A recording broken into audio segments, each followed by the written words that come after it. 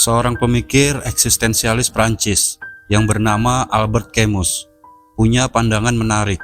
Baginya, hanya ada satu hal yang penting untuk dipikirkan dalam hidup, yakni apakah kita harus bunuh diri atau tidak, apakah hidup layak dijalani atau tidak. Ia bertanya seperti itu, karena menurutnya hidup ini absurd.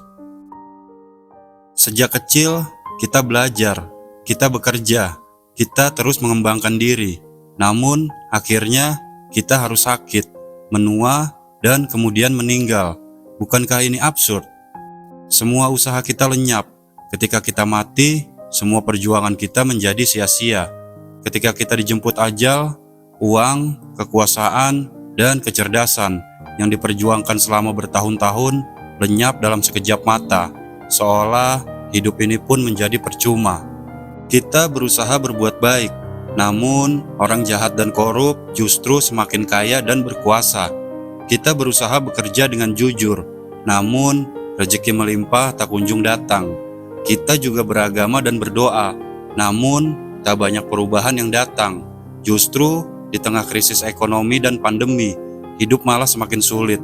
Agama yang kita cintai justru digunakan untuk memecah belah masyarakat.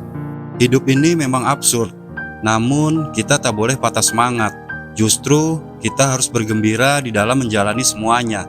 Kita perlu menikmati semua proses. Kita perlu menjadi orang yang bertekun di dalam usaha.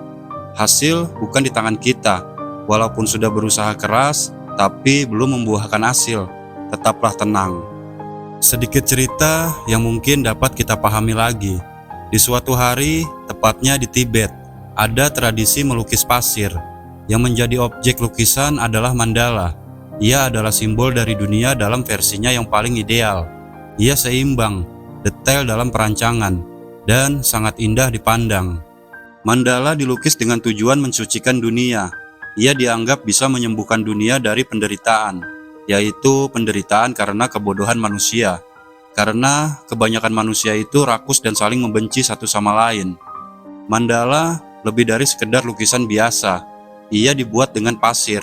Prosesnya sangatlah rumit. Ada jutaan butiran pasir yang dirangkai untuk melukis mandala secara detail dengan ragam warnanya. Ia dilukis oleh beberapa orang.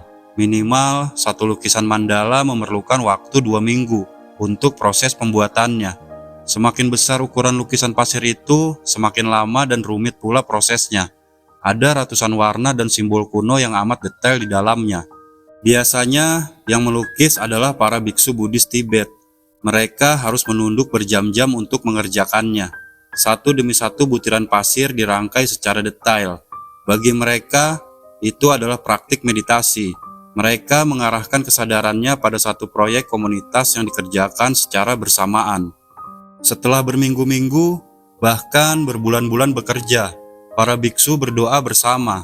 Lalu mereka menghancurkan lukisan tersebut. Lukisan pasir yang detail dan indah tersebut hancur dalam beberapa detik saja.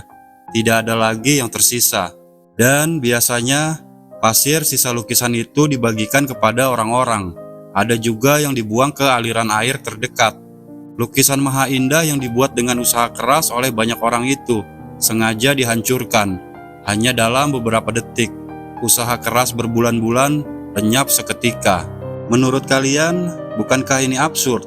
Tapi begitulah hidup. Pesan dari Camus dan para biksu Tibet serupa, bahwa segala hal yang ada di dunia hanyalah sementara. Semua usaha akan berakhir dengan kehampaan. Semua hal yang muncul juga akan berakhir. Hidup ini memang indah, tapi tak sungguh nyata. Ia berharga, namun begitu rapuh dan sementara. Ini adalah pelajaran yang harus terus kita ingat. Segala hal, seindah apapun, akan lenyap tak berbekas. Orang-orang hebat dalam sejarah terdahulu kini terkubur dalam tanah. Kerajaan-kerajaan maha perkasa di masa lalu kini tinggal cerita. Dan kita suatu saat juga akan tiada. Kita boleh saja cerdas, kita boleh saja kaya raya, dan kita juga boleh berkuasa. Namun itu semua hanya sementara. Tak lama lagi kita akan menua, sakit, dan meninggal. Maka dari itu, di hidup yang singkat ini, kita perlu melakukan hal yang sungguh penting. Kita tak boleh terjebak pada segala yang sementara. Kita harus mencari apa yang abadi dan suci di dalam diri kita. Inilah inti dari jalan spiritual. Jalan spiritual melampaui batas-batas agama. Jalan spiritual membawa kita ke diri kita yang asli, yakni kesadaran murni yang menjadi pengamat dari segala sesuatu. Kesadaran murni inilah inti dari kehidupan itu sendiri.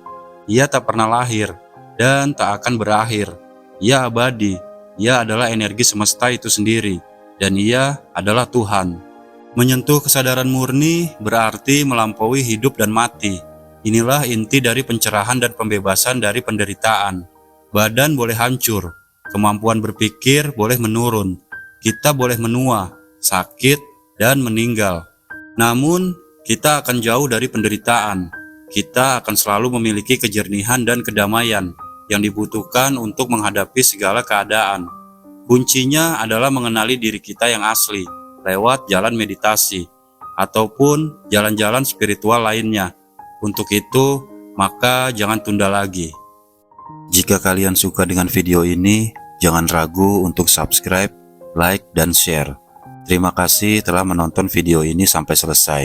Semoga kita semua diberikan kesehatan dan rezeki yang berlimpah. Amin.